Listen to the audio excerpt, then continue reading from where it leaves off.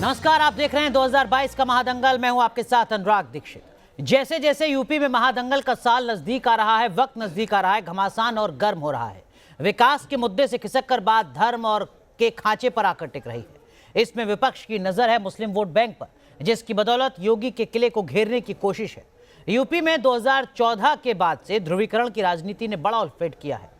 चाहे वो 2017 के विधानसभा चुनाव रहे हों या 2014 और 2019 के लोकसभा चुनाव, बड़ा सवाल ये कि मुस्लिम वोट बैंक किधर शिफ्ट होगा और क्या ध्रुवीकरण का फायदा बीजेपी को मिलेगा।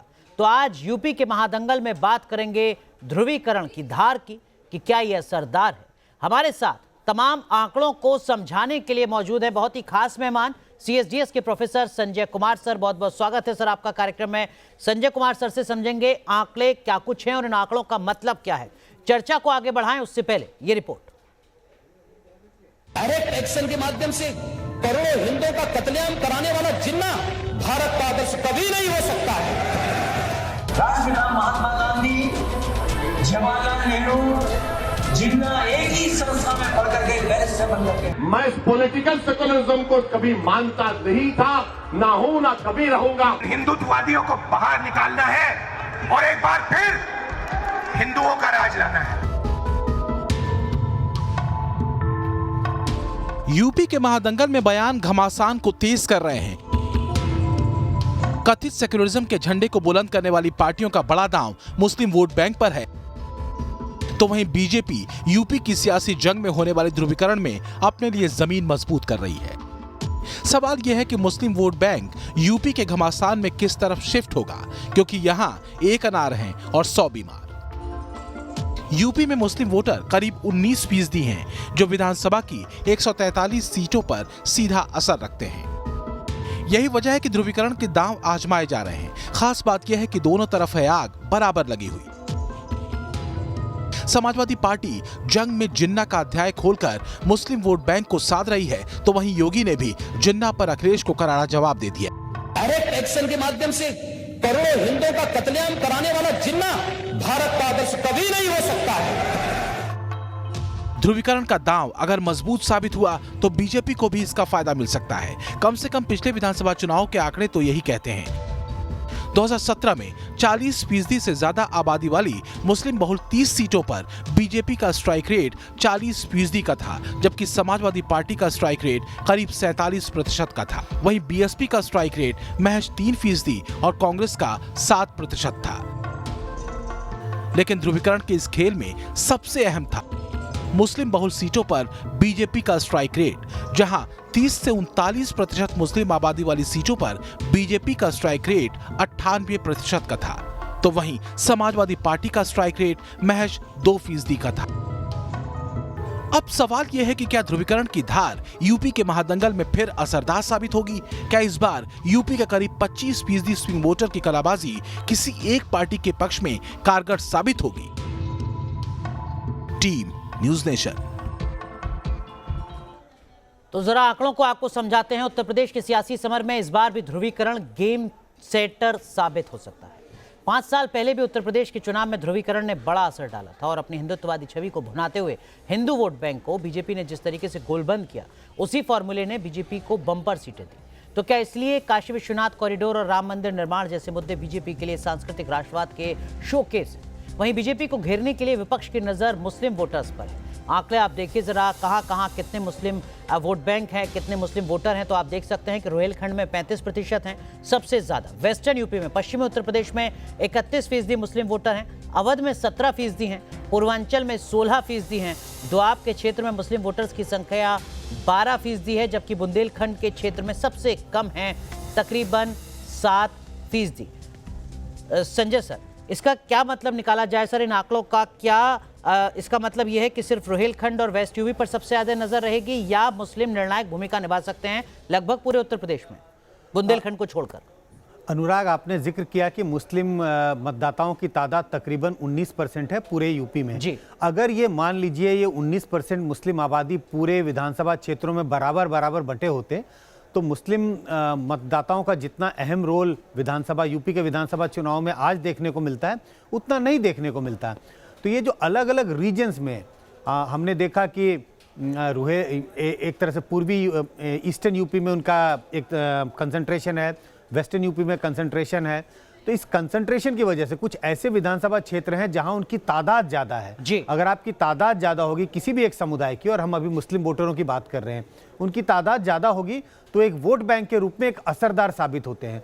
तो अगर उनका पूरा हर विधानसभा क्षेत्र में अगर वो फैले होते तो असरदार नहीं होते, लेकिन असरदार इसी वजह से हैं। और यही वजह है कि पार्टियां इनके वोट पर नजर बनाए हुए, क्योंकि वो कुछ सीटों में, हमने जिक्र किया 143 सीटों का, इन 143 सीटों पर वो बहुत असरदार है और पार्टी के जीत और हार में एक निर्णायक भूमिका निभाते हैं। बिल्कुल सर, सीधा गणित यह है कि उत्तर प्रदेश की 403 विधानसभा सीटों में से 143 सीट, जिसका जिक्र यहां पर संजय सर कर रहे हैं, मुस्लिम वोटर निर्णायक भूमिका में है। उत्तर प्रदेश में 30 सीटें ऐसी हैं जहां मुस्लिम वोटर्स की संख्या 40% है, जबकि 43 सीटों पर मुस्लिम वोटर्स की संख्या 30 से 39% के बीच है। 70 सीटें ऐसी हैं जहां मुस्लिम वोटर्स की संख्या 20 से 29% है, जबकि 260 सीटों पर मुस्लिम वोटर्स की संख्या 20% से कम है। संजय सर, ये जो 70, 43, 30 सीटें जिनका हम जिक्र कर रहे हैं, क्या इन्हीं पर सबसे ज्यादा नजर रहेगी चुनाव के दरमियान? मुस्लिम वोटर्स ने क्या कुछ भूमिका निभाई अपनी? देखिए, एक एनालिस्ट के तौर पे तो हमारी नज़र तो सब सीटों पे रहती है, लेकिन अगर हम मुस्लिम मतदाताओं की बात कर रहे हैं और कह रहे हैं मुस्लिम मतदाताओं ने क्या एक अहम भूमिका निभाई इन चुनाव में, निश्चित रूप से उन कंस्टिट्यूंसी पर हमारा फोकस रहेगा, उन विधानसभा क्षेत्रों पर हम ज़्यादा नज़र डालेंगे जहां मुस्लिम वोटर एक निर्णायक भूमिका में है।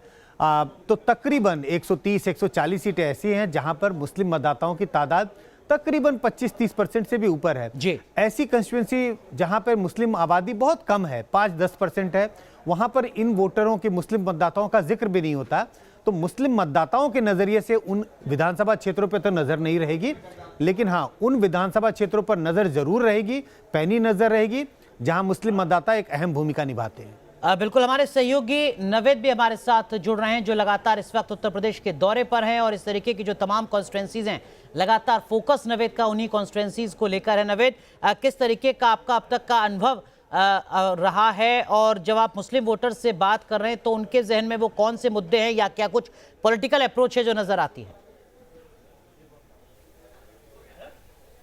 देखिए अनुराग, मेरा अभी तक जो दौरा रहा है वो पश्चिमी उत्तर प्रदेश से मैं रुहेलखंड की तरफ आया हूं। मैं इस वक्त बरेली में मौजूद हूं और इस बार इतना मैं कह सकता हूं साफ लफ्ज़ों में कि इस बार मुसलमान वो बैक बेंचर की तरह है जो पहले तो आखिरी दिन की पढ़ाई करता था और पेपर दे देता था, लेकिन इस बार इलेक्शन में मुसलमान खामोश है, पहले से तैयारी करके बैठा है, माइंड मेकअप करके बैठा हुआ है कि उसे वोट देना है, कहाँ देना है और जिताऊ कैंडिडेट को देना है। इस बार मुसलमान में एक बात जागरूकता ये देखने को मिली है कि वो जिताऊ कैंडिडेट को अपना वोट देना चाह रहा है, यानी कि वोट जाया करना मुसलमान का मकसद उत्तर प्रदेश के इन इलाकों में नहीं दिख रहा है। साथ ही एक और महत्वपूर्ण चीज है जो बीजेपी की तरफ से है, बीजेपी जो विकास की बात कह रही है उन्हें भी कई जगहों पर माना जा रहा है, कई इलाकों में कानून व्यवस्था बेहतर होने की बात मुसलमान भी स्वीकार कर रहे हैं और 2 डिवीजन करने में कामयाब रही है बीजेपी यहां पर। अभी तक हम ये कह रहे थे कि कई मुस्लिम महिलाएं हैं जिन्होंने पिछले चुनाव में बीजेपी को वोट दिया है। एक और डिवीजन यहां देखने को मिल रहा है, गरीब तबका, जो राशन और एक जो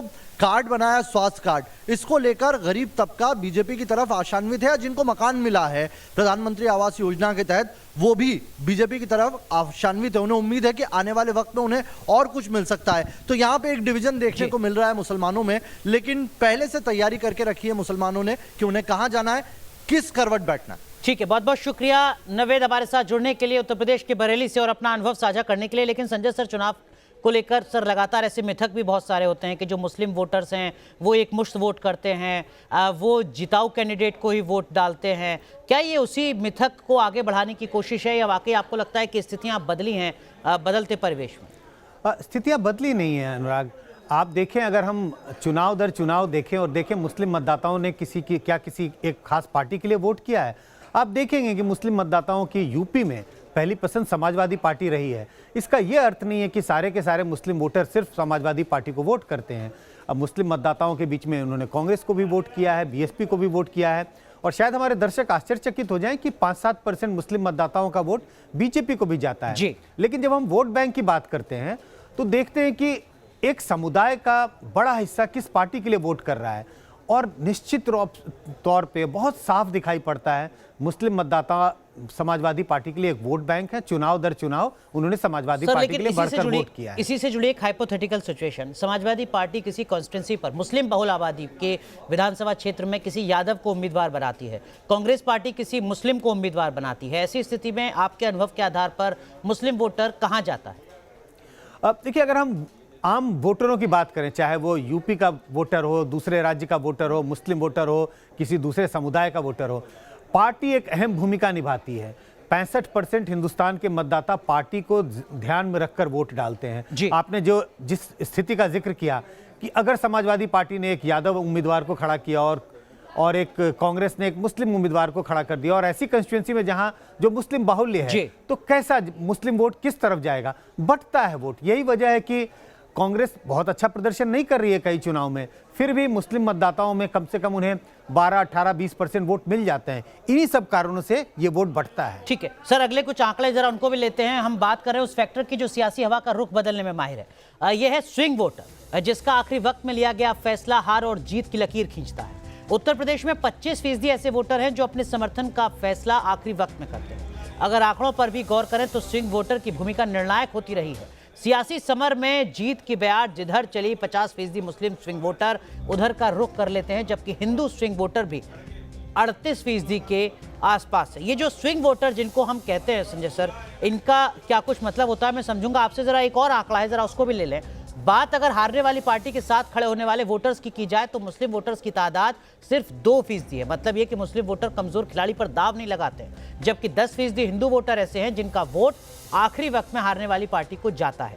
मुस्लिम वोटर वोकल कम है, उससे बात बहुत कम हो पाती है, वो बोलता बहुत कम है। क्या ये एक बड़ी वजह है सर, या जिस वक्त माहौल जैसा हो उसके हिसाब से फैसला लेता ही है मुस्लिम वोटर? ये पहले से होता रहा। अनुराग, पहले तो दर्शकों को ये बताना चाहिए कि स्विंग वोटर हैं कौन। बिल्कुल, हम किन्हें स्विंग वोटर कह रहे हैं? ये ऐसे मतदाता हैं जो अपने वोट देने का निर्णय आखिरी के वक्त में लेते हैं, आखिरी 2-3 दिनों में लेते हैं। हम उन्हें स्विंग वोटर कहते हैं। क्यों? क्योंकि वो किसी पार्टी के साथ एक खड़े दिखाई नहीं पड़ते जी। वो उम्मीदवार को देखते हैं, वो मुद्दों को देखते हैं, आखिरी वक्त तक इंतजार करते हैं कि किस ओर हवा चल रही है। तो ऐसे वोटरों को हम स्विंग वोटर कहते हैं। जिन आंकड़ों का आपने जिक्र किया, जिन आंकड़ों को हमने दर्शकों के लिए दिखाया, वो ये बताता है कि स्विंग वोटर आखिरी वक्त पर अपना पाला बदलते हैं। एक पार्टी, किस पार्टी को वोट देना उसका निर्णय लेते हैं। लेकिन मुस्लिम मतदाताओं में इनकी तादाद ज्यादा है जो ऐसी पार्टी के साथ जाना चाहते हैं जो जीतती हुई दिखाई पड़े। हिंदू मतदाताओं में इसकी तादाद थोड़ी कम दिखाई पड़ती है। तो ठीक है, इसकी कुछ वजह हो सकती है, इसकी कुछ वजह हो सकती है। माफ कीजिए सर, एक छोटा सा ब्रेक मुझे यहाँ पर लेना है, लेकिन जो आंकड़े बता रहे हैं उसके जरिए हम आपको समझाने की कोशिश कर रहे हैं यूपी में मुस्लिम वोटर्स की क्या कुछ स्थिति है। एक छोटा सा ब्रेक ले रहे हैं, तुरंत हाजिर होते हैं।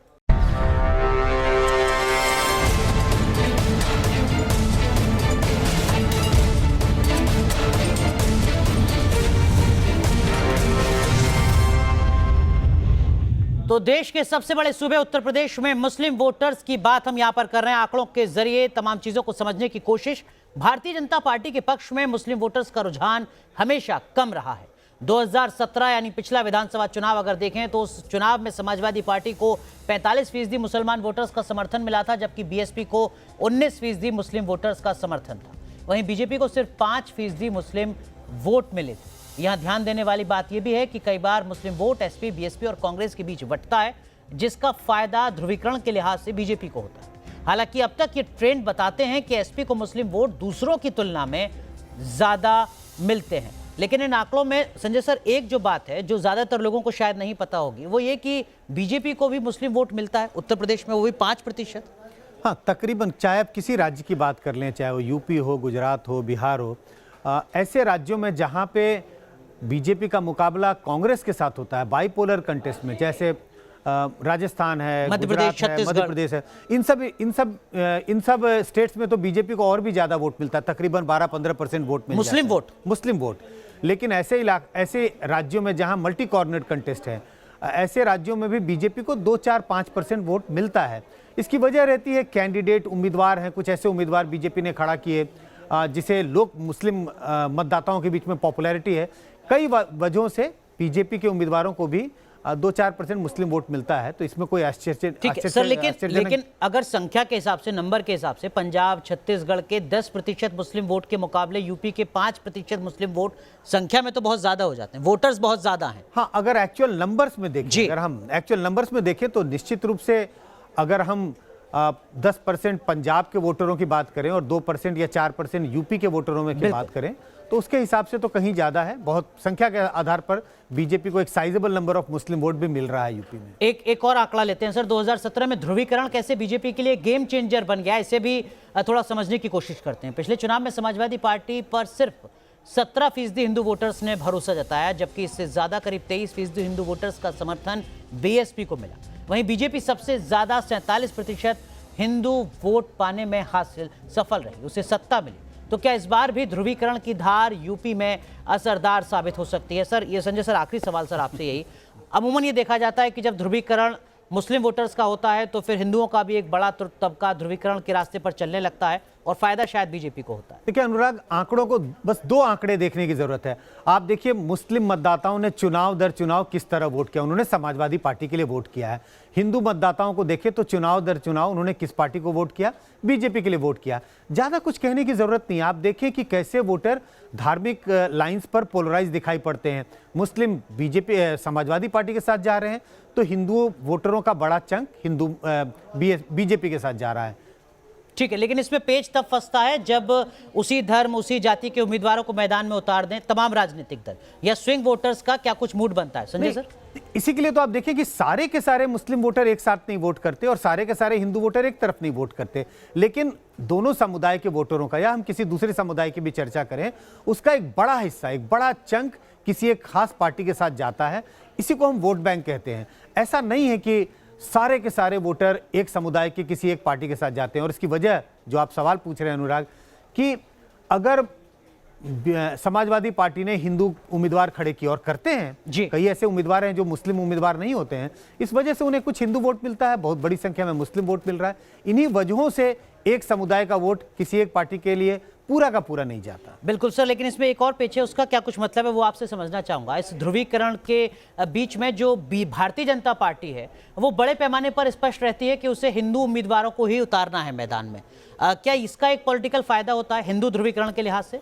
बिल्कुल। अगर आप पिछले कई चुनाव को देखें और यूपी के चुनाव को देखें, दूसरे अन्य राज्यों के चुनाव को भी देखें, तो एक तरह से बीजेपी ने अपना एक तरह से वोट बैंक बना लिया है। वो मुस्लिम उम्मीदवारों को टिकट नहीं देते, मुस्लिम उम्मीदवारों को खड़ा नहीं करते। और कई चुनाव में तो हमने देखा कि बीजेपी के कई बड़े नेताओं ने भी कहा हमें एक खास प्रतिशत ऑफ वोटर को टारगेट करना है जिसमें मुस्लिम्स नहीं शामिल हैं। तो ये बीजेपी की अपनी एक स्ट्रैटेजी है। हर पार्टी अपनी एक स्ट्रैटेजी बनाती है कि चुनाव कैसे लड़ना है, चुनाव कैसे जीतना है। बीजेपी ने बहुत साफ कर दिया है कि उन्हें मुस्लिम वोटरों के बिना चुनाव जीतना है। इसी के लिए मुस्लिम समुदाय के लोगों को टिकट देने का भी कोई फायदा नहीं है। बिल्कुल। तो उत्तर प्रदेश की सियासत में विधानसभा चुनाव से पहले मुस्लिम वोटर्स की क्या कुछ भूमिका है, पिछले चुनावों में किस तरीके की भूमिका रही है, क्या कुछ आंकड़े हैं और उन आंकड़ों का मतलब क्या होता है चुनावी गुणा गणित के लिहाज से, ये हमने समझने की कोशिश की। संजय कुमार सर से बहुत बहुत शुक्रिया सर आपका जुड़ने के लिए हमारे साथ 2022 के इस महादंगल में, और तमाम आंकड़ों का मतलब सरल शब्दों में दर्शकों को समझाने के लिए। एक छोटा सा ब्रेक, आप बने रहिए न्यूज़ नेशन के साथ।